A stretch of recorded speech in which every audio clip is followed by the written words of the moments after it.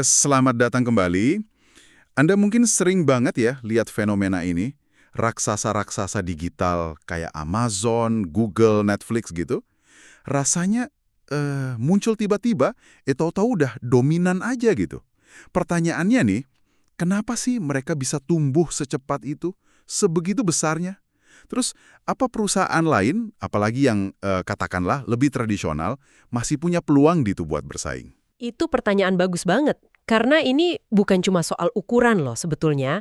Mereka itu udah mengubah ekspektasi kita semua sebagai konsumen. Kita jadi maunya lebih murah, lebih cepat, lebih personal kan. Nah mereka ini netapin standar baru yang ya susah banget buat diabaikan. Nah, iya kan. Untuk membedahnya nih, kita kali ini akan coba gali intisarinya ya, dari kutipan buku Rethinking Competitive Advantage, penulisnya Rem Cheren dan Gary Willingham. Buku ini pada dasarnya mencoba membongkar rahasia keunggulan mereka, terus juga ngasih panduan buat perusahaan lain. Jadi misi kita buat Anda hari ini, ya sederhananya menyuling aturan main kompetisi yang baru ini, di era digital ini biar Anda dapat pemahaman yang cukup dalam tapi tetap ringkas gitu. Tepat sekali. Kita emang harus sadar ada pergeseran yang wah besar banget. Dulu itu keunggulan kompetitif itu ya soal aset fisik, kontrol distribusi, merek yang udah kuat, paten. Coba bayangin aja pabrik gede atau jaringan toko retail yang luas banget gitu. Tapi sekarang udah beda banget ya. Sumber ini bilang keunggulan yang baru itu justru lebih soal kemampuan memenangkan hati konsumen. Dan itu terus-menerus ya, lewat inovasi, sambil tentunya menciptakan nilai yang gede buat pemegang saham. Jadi lebih ke apa yang dilakukan, bukan apa yang dimiliki ya. Persis. Fokusnya geser ke gimana perusahaan mendesain pengalaman si konsumen ini, terus milih pemimpinnya gimana, cara kerja timnya, sampai model bisnisnya. Dan keunggulan baru ini sifatnya unik loh.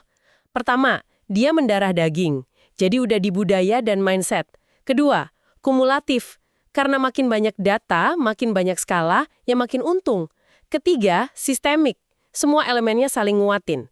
Prediksi bagus, pelanggan puas, biaya turun, profit naik, bisa inovasi lagi. Kayak lingkaran setan tapi positif gitu. Ini juga ngejelasin kenapa cara pikir lama jadi bahaya ya di era sekarang. Misalnya, masih fokus aja sama pesaing di industri yang sama. Gak lihat kanan kiri. Padahal, tiba-tiba Uber datang ganggu otomotif. Airbnb ganggu perhotelan. Analisis klasik kayak Porter's Five Forces itu jadi, ya kurang tajam lah ya buat ngadepin pemain digital global ini. Betul banget. Bahkan konsep kompetensi inti atau core competence itu kalau nggak hati-hati malah bisa membatasi imajinasi. Kuncinya sekarang itu ya kecepatan, adaptasi. Kayak motonya Jeff Bezos itu, selalu hari pertama, day one. Keunggulan itu kudu direbut tiap hari. Nggak ada lagi cerita dominasi puluhan tahun tanpa tantangan. Oke, mari kita coba bedah 6 aturan main baru. Menurut buku ini, Oke, siap. Aturan pertama nih, ini katanya kunci pertumbuhan super cepat mereka. Pengalaman konsumen yang dipersonalisasi adalah kunci pertumbuhan eksponensial. Ini jadi bukan lagi ngomongin pasar massal atau segmentasi biasa ya, tapi fokusnya ke pengalaman end-to-end tiap individu. Sumber ini malah jebutnya pasar berisi satu orang, M sama dengan satu, market of one. wah, konsep M sama dengan satu ini penting banget. Artinya apa? Artinya perusahaan harus benar-benar kenal sama konsumennya. Secara mendalam, bukan cuma angka-angka kuantitatif ya, tapi juga emosinya, frustrasinya, kebutuhan yang mungkin tersembunyi. Butuh yang namanya ketajaman observasi. Kayak pendiri Uniqlo itu, Tadashi Yanai, yang katanya rajin banget ngamatin pembeli di tokonya. Contoh praktisnya gimana tuh? Biar kebayang. Amazon kan terkenal banget ya, terobsesi sama pelanggan. Katanya semua usulan internal itu harus dimulai dari apa manfaatnya buat pelanggan. Atau Starbucks deh, yang suka kirim penawaran personal ke anggota loyalitasnya. Itu kan basisnya data riwayat pembelian mereka. Betul, dan tujuannya itu bukan cuma ngerebut pasar yang udah ada loh, tapi justru menciptakan pasar baru yang bisa jadi 10x, 100x, bahkan 1000x lebih besar. Caranya, ya dengan membayangkan ulang pengalaman konsumen itu tadi. Teknologi sekarang memungkinkan personalisasi ini, dan biayanya bisa sama atau malah lebih rendah dari cara massal dulu. Amazon ngelihat ini di awal banget sama buku kan. Mereka nawarin pilihan jauh lebih banyak, harga lebih murah. Jadi intinya, kenali, terus layani tiap individu secara unik, tapi dalam skala yang masif. Nah, itu dia kuncinya. Kalau kita udah terobsesi sama satu konsumen itu, terus gimana caranya melayani jutaan satu konsumen itu sekaligus? Disinilah peran teknologi jadi vital banget ya. Nah, ini membawa kita ke aturan kedua. Betul sekali, aturan #2, algoritma dan data adalah senjata esensial. Jadi pusat bisnisnya itu sekarang adalah platform digital. Platform ini apa? Ya kumpulan algoritma yang terintegrasi, yang tugasnya ngumpulin dan ngolah data. Ini perlu ditekankan ya, ini bukan sekedar punya website bagus loh, ini mesin intinya. Kemampuan platform ini emang luar biasa ya kayaknya. Bisa personalisasi skala gede tadi, terus bisa eksperimen cepat, ubah harga secara dinamis, jangkau pasar global dengan biaya marginal minimal, bahkan bisa deteksi pola dan bikin prediksi ya. Iya, evolusinya kelihatan jelas kok. Coba lihat Netflix. Dulu kan DVD ya, terus pindah ke streaming. Pakai data buat rekomendasi film. Sampai akhirnya bikin konten original kayak House of Cards. Google juga dengan algoritma PageRank-nya yang legendaris itu, terus-menerus diperbaiki. Amazon dengan rekomendasi produknya, itu semua kan belajar dari data. Tapi gini, bukankah ngebangun platform secanggih itu mahal dan sulit ya? Nggak semua perusahaan bisa dong. Dulu mungkin iya, tantangannya besar. Tapi sekarang, teknologi kayak algoritma, misalnya TensorFlow dari Google itu kan open source. Terus ada komputasi awan, penyimpanan data, itu semua makin mudah diakses dan makin terjangkau. Jadi perusahaan punya pilihan. Bisa bangun sendiri, atau beli kapabilitas kayak Walmart beli Jet.com, Disney beli Hulu, atau bisa juga gabung ke platform lain, kayak banyak penjual pakai Shopify kan? Contoh transformasi yang menarik itu DBS Bank di Singapura. CEO-nya Piyush Gupta itu benar-benar ngubah bank jadi perusahaan teknologi inti. Hasilnya, mereka jadi salah satu bank terbaik dunia. Wah, keren ya. Artinya data jadi aset yang super penting nih. Kualitasnya, kecepatannya, itu krusial. AI kan butuh data masif buat belajar. Lihat aja pengembangan mobil otonom. Sumber datanya bisa dari mana aja ya. Sensor IoT, interaksi pelanggan di aplikasi atau website. Tapi tantangannya juga pasti ada dong. Misalnya aliran datanya. Di kesehatan kan katanya susah tuh karena regulasi, format beda-beda. Belum lagi soal privasi, keamanan data, potensi bias di algoritma, sama aturan kayak GDPR di Eropa. Tepat. Makanya tanggung jawab pengguna data itu besar. Nah, studi kasus B2W Digital di Brasil di buku ini nunjukin dinamika ini. Mereka itu awalnya bagian dari retail besar, terus merger. Sempat kena krisis finansial, masalah logistik parah banget pas Natal 2010. Terus mereka rombak total strateginya, fokus ke 3 pilar, teknologi, logistik, sama pengalaman pelanggan. Kuncinya apa? Mereka buka platformnya jadi marketplace, jadi ngundang penjual lain masuk. Ini cerdik banget karena langsung atasin masalah arus kas mereka. Didukung investor kayak Tiger Global. Terus mereka juga akuisisi beberapa perusahaan teknologi. Mereka agresif banget pakai data dan AI. Hasilnya, justru mereka yang jadi pemimpin pasar e-commerce di Brasil, ngalahin pemain global di sana. Ini bukti nyata kekuatan platform dan data kalau dieksekusi dengan tepat. Oke, dari platform individu kita naik level lagi nih kayaknya. Aturan #3, bukan perusahaan yang bersaing, tapi ekosistemnya. Nah ini maksudnya gimana nih? Agak abstrak ya kedengarannya. Iya, mungkin awalnya gitu. Maksudnya gini, keunggulan kompetitif yang sejati itu sekarang nggak datang dari satu perusahaan doang. Tapi dari kemampuannya membangun dan yang penting mengelola jaringan. Atau kita sebut aja ekosistem. Jaringan ini isinya berbagai pihak yang saling menguntungkan difasilitasi teknologi digital. Ini beda ya sama rantai pasok biasa yang cenderung linear, dari hulu ke hilir. Ekosistem digital itu sifatnya bisa eksponensial pertumbuhannya dan seringkali melintasi banyak industri, nggak terbatas satu sektor aja. Contohnya apa aja nih biar lebih jelas? Apple mungkin ya, dengan App Store-nya itu kan ekosistem developer aplikasi. Terus ada ekosistem musik, kesehatan juga sekarang. Microsoft juga kan kuat sama mitra software dan hardware-nya. Atau Alibaba yang jaringannya kemana-mana. Ada media sosial, logistik, bahkan sampai ke mobil. Tepat. Manfaatnya jelas banget. Pertama, ada pertumbuhan bersama dan efek jaringan. Lihat aja Amazon Marketplace. Makin banyak penjual pihak ketiga gabung, makin banyak pilihan buat pembeli. Makin banyak data juga buat Amazon kan? Nah, platformnya jadi makin berharga buat semua pihak yang terlibat. Kedua, perluasan kapabilitas tanpa harus bikin semuanya sendiri. Perusahaan bisa bermitra atau akuisisi startup teknologi, kayak yang dilakuin UST, perusahaan layanan IT. Ketiga, bahkan sampai punya kemampuan membentuk pasar. Contoh ekstrimnya mungkin SoftBank Vision Fund. Mereka kan investasi gede-gedean di banyak pemain kunci di sektor mobilitas. Ada Uber, Didi, Grab. Tujuannya ia mencoba ikut mengarahkan masa depan industri itu. Ngomongin mobilitas, industri otomotif ini emang contoh yang pas banget ya buat lihat batas industri jadi kabur. Ada Tesla yang beda sendiri, terus teknologi mobil otonom dari Waymo, Cruise, belum lagi ride-hailing kayak Uber, Lyft, Didi. Pemain lama jadi ya mau nggak mau harus beraliansi kan, kayak BMW sama Mercedes yang katanya bagi-bagi data peta, atau GM, Honda sama SoftBank di Cruise. Di buku ini malah disebut butuh minimal belasan mitra katanya, untuk bisa benar-benar bersaing di ekosistem mobilitas masa depan. Iya, kompleks banget. Contoh lain yang ambisius itu Apple di sektor kesehatan. Mereka coba ngatasin masalah data kesehatan yang sekarang kan terpencar-pencar banget ya, fragmented. Konsepnya individu jadi pusat kontrolnya sendiri. Lewat apa? Ya lewat Health Kit, Apple Watch dengan sensornya.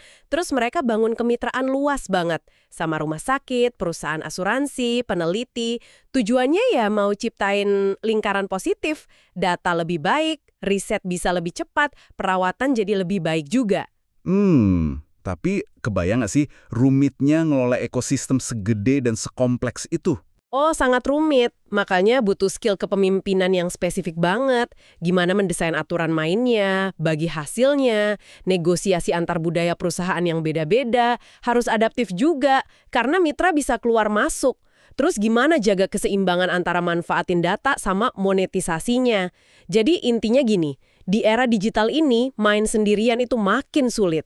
Kekuatan justru ada di jaringan yang berhasil Anda bangun dan kelola. Oke. Jadi udah ada penggalangan personal yang kuat, aturan 1, terus didukung data dan algoritma canggih, aturan 2, dan itu semua berjalan dalam sebuah ekosistem yang luas, aturan 3. Nah, sekarang pertanyaannya, gimana cara menghasilkan uang dari semua ini? Ini masuk ke aturan #4.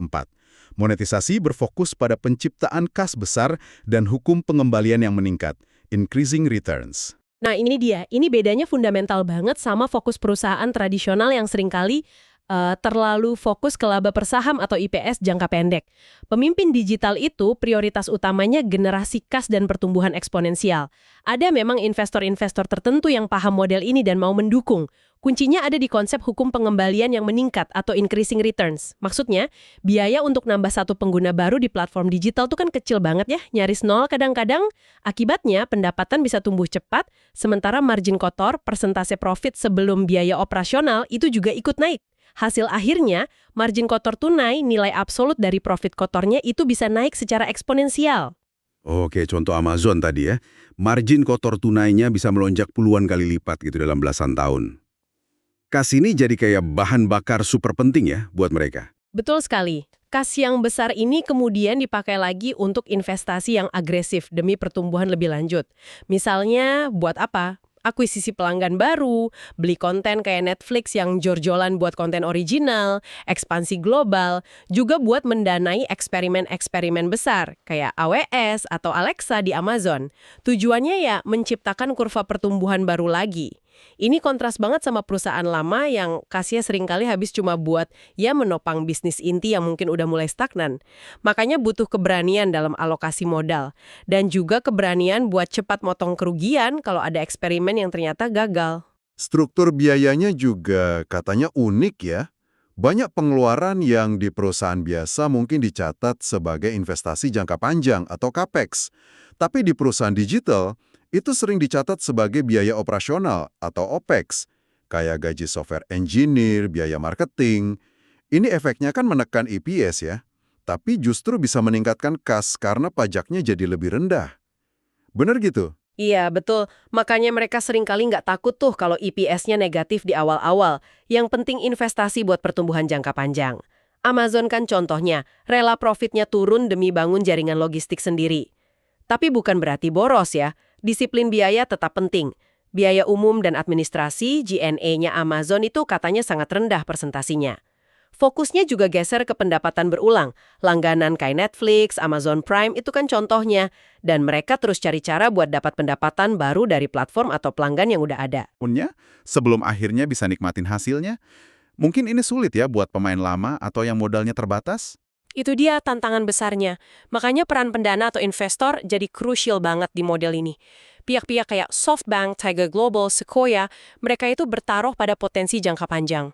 Mereka bersedia mendanai kerugian di awal demi mencapai skala dan increasing returns itu. Tanpa dukungan finansial kayak gini, banyak juga kok startup digital yang akhirnya gagal. Netflix itu sangat bergantung pada utang dan kepercayaan investor untuk membiayai biaya kontennya yang masif itu. Jadi, ya model monetisasi digital ini butuh fokus pada kas, butuh keberanian investasi besar, dan seringkali butuh dukungan investor yang tepat dan sabar. Oke, strategi udah, platform canggih udah, uangnya juga udah ada cara ngaturnya. Tapi, siapa yang ngejalanin semua ini? Kan butuh orang juga. Nah, ini kita masuk ke aturan kelima nih. Betul. Aturan #5, mesin sosial, orang, budaya, desain kerja. Mendorong inovasi dan eksekusi. Ini sering disebut sebagai keunggulan tersembunyi mereka. Kenapa? Karena ini adalah kombinasi dari orang-orangnya, budayanya, dan cara kerjanya yang unik. Kombinasi inilah yang menghasilkan energi, kecepatan, kemampuan adaptasi, dan inovasi yang terus-menerus. Bedanya apa dong sama sekedar punya karyawan yang bagus dan budaya perusahaan yang positif pada umumnya? Amazon katanya, di beberapa bagian cuma 3 lapis. Fokusnya itu pada tim-tim kecil yang autonom. Mereka terintegrasi lintas fungsi. Dan yang penting, fokus pada satu tujuan atau single-threaded. Ini beda banget sama struktur hierarki tradisional yang kaku, atau matriks yang kompleks, atau komite-komite yang lamban ambil keputusan. Jadi prinsip agile dari dunia software development itu banyak dipakai ya di sini. Tim kecil, lintas fungsi, tanggung jawabnya end-to-end, siklus kerjanya cepat. Benar sekali. Dan teknologi itu sendiri dipakai bukan cuma buat produk, tapi juga buat mendukung cara kerja ini. Misalnya untuk transparansi, untuk swakelola tim, jadi mengurangi kebutuhan supervisi manusia yang berlebihan. Lalu soal orang dan budayanya, proses seleksinya super ketat. Bukan cuma nilai skill teknis, tapi juga nilai-nilai perusahaan dan perilakunya. Amazon kan terkenal nyari builders. Netflix punya ekspektasi budaya yang sangat eksplisit soal kinerja tinggi, keterus-terangan, tanpa ego. Gaya kepemimpinannya juga beda, bukan command and control, tapi lebih ke servant leadership atau jadi multiplier yang memberdayakan tim. Lingkungan kerjanya juga dirancang buat menarik talenta terbaik, terutama generasi muda yang biasanya pengen otonomi dan rasa kepemilikan. Fokus pengembangan karirnya juga bukan cuma soal naik jabatan hierarkis, tapi lebih ke pengembangan skill dan keahlian. Studi kasus Fidelity Personal Investing yang ada di buku ini emang detail banget ya ngegambarin ini. Dipimpin oleh Katie Murphy, mereka sadar banget harus berubah total. Mereka sampai bikin analisis waktu kerja, ketahuan satu orang bisa ngerjain 10 hal berbeda, jadi nggak fokus dan lambat. Terus mereka coba bikin pilot project, tim kecil yang terintegrasi, hasilnya sukses besar, waktu kerja berkurang drastis.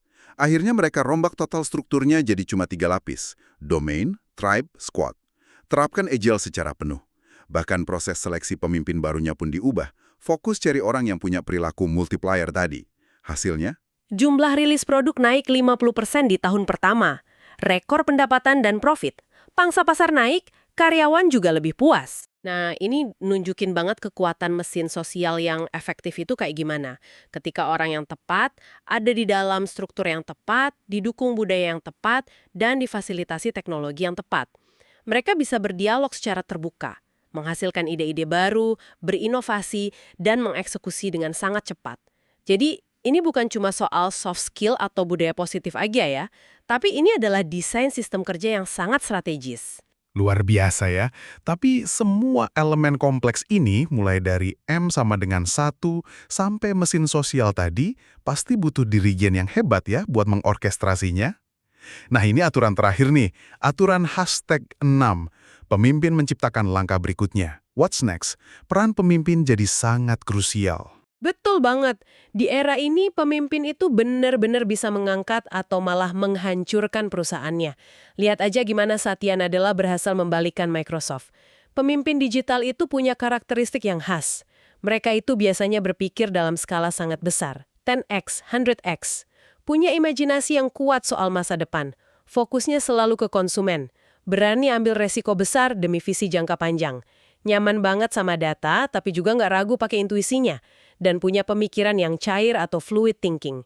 Maksudnya, mereka iteratif, adaptif sama fakta baru, bukan terpaku sama siklus strategi tahunan yang kaku. Mereka juga katanya haus banget sama what's next ya. Selalu mikir langkah selanjutnya apa. Berani membunuh produk atau bisnis sendiri kalau memang udah nggak relevan atau ada yang lebih baik.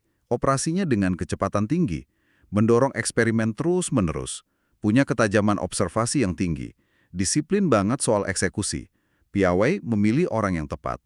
Dan berani kasih otonomi ke timnya. Tapi tetap dengan akuntabilitas yang jelas. Dan mungkin yang paling penting, mereka punya keberanian untuk bertindak. Seringkali dengan informasi yang belum lengkap, tapi berdasarkan data dan intuisi tadi. Contoh Bob Iger di Disney itu menarik banget loh. Dia kan datang dari latar belakang media tradisional ya. Awalnya fokus perkuat konten, akuisisi Pixar, Marvel, Lucasfilm, itu udah langkah besar. Tapi dia nggak berhenti di situ. Dia sadar ancaman disrupsi dari streaming. Akhirnya dia lakukan pivot besar-besaran. Akuisisi BEMTech buat teknologi streamingnya. Bikin kesepakatan sama Fox buat skala dan kontrol atas hulu. Dia berani geser fokus Disney dari ngejar EPS jangka pendek ke jumlah pelanggan Disney Plus. Melakukan restrukturisasi besar di dalam, komunikasi intensif ke seluruh organisasi. Ini bukti bahwa pemimpin dari latar belakang non-digital pun bisa kok belajar beradaptasi dan menunjukkan karakteristik pemimpin digital. Tekanannya pasti berat banget ya jadi pemimpin di era disrupsi kayak gini. Kayak di industri otomotif tadi yang lagi transisi ke mobil listrik dan otonom. Banyak banget kan CEO yang ganti di tengah jalan. Karena sulitnya navigasi ketidakpastian, bangun ekosistem yang kompleks tadi, sambil ngelola tekanan finansial dari investor. Sangat berat. Makanya mencari dan membina pemimpin digital masa depan itu jadi tantangan besar, terutama buat perusahaan-perusahaan tradisional. Pemimpin lama mungkin cenderung berpikir incremental, kurang paham teknologi secara mendalam, atau kurang punya risk appetite yang dibutuhkan. Sementara generasi muda mungkin punya potensi, tapi perlu diasah juga pengalaman bisnis dan kemampuan sosialnya. Jadi perusahaan harus proaktif banget mencari talenta yang punya kombinasi langka ini, pemahaman algoritma, orientasi kuat ke konsumen, kecerdasan bisnis, imajinasi, dan yang pasti kemampuan eksekusi yang kuat. Oke, jadi kita udah bahas lumayan dalam nih, 6 aturan main baru di era digital ini. Mulai dari fokus obsesif pada pengalaman personal, atau M sama dengan 1, terus penggunaan data dan algoritma sebagai senjata utama. Kemudian bersaing bukan lagi sendirian, tapi lewat ekosistem, cara monetisasinya, fokus ke kas, dan increasing returns. Didukung oleh mesin sosial, orang, budaya, cara kerja yang gesit, dan terakhir, dipimpin oleh pemimpin visioner yang berani menciptakan what's next. Iya, dan yang perlu banget diingat, kekuatannya itu ada di kombinasi semua elemen ini. Mereka tuh saling terkait dan saling memperkuat satu sama lain. Cuma mengadopsi 1 atau 2 bagian aja, kemungkinan besar nggak akan cukup untuk bisa meniru kesuksesan para raksasa digital itu. Sip. Permasalahan ini jelas relevan banget ya buat Anda semua, siapapun yang sekarang berkecimpung di dunia bisnis. Baik Anda di perusahaan yang udah digital native, maupun di perusahaan tradisional yang lagi berjuang buat transformasi. Semoga pembahasan kita ini bisa jadi bekal yang berharga buat Anda. Nah, sebagai penutup, mungkin ada satu pertanyaan nih yang bisa Anda bawa pulang untuk direnungkan. Boleh? Apa tuh? Bagaimana ya jika prinsip-prinsip digital yang udah kita bahas tadi, fokus tanpa henti pada pengguna akhir, kekuatan ekosistem, pemanfaatan data, itu diterapkan jauh lebih agresif lagi di industri Anda, atau bahkan dalam peran spesifik Anda di pekerjaan sekarang? Kira-kira aturan main apa di lingkungan Anda saat ini yang paling mungkin bakal terguncang atau bahkan usang oleh pendekatan ini? Pertanyaan itu kayaknya layak banget ya jadi bahan refleksi kita masing-masing. Teruslah belajar, teruslah berpikir kritis, gimana konsep-konsep ini bisa berlaku atau diadaptasi di konteks Anda. Karena dunia kompetisi ini kan terus berubah ya. Memahaminya adalah langkah awal yang penting untuk bisa tetap relevan ke depannya.